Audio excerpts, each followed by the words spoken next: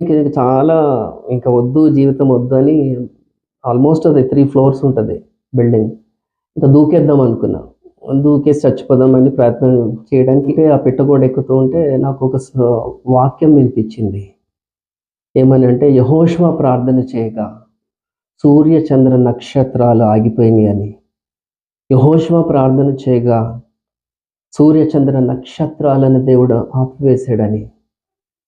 నాకు ఆ మాట స్ట్రైక్ అయింది. ఒక నరుడు, ఒక మనిషి ప్రార్థన చేస్తే సూర్యుడు, నక్షత్రాలు ఆగిపోవడమా? అది సంభవమా?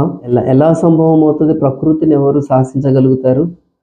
ఆయన ప్రార్థన చేస్తే ఆగిపోవటమా? అని ఒక ప్రశ్నలాగా అలాగా నాకు ఆలోచన ఆ రోజున రేకెత్తింది. ఆటోమేటిక్‌గా ముందు వేయాల్సినటువంటి అడుగు నేను వెనక్కి తీసేసుకున్నా.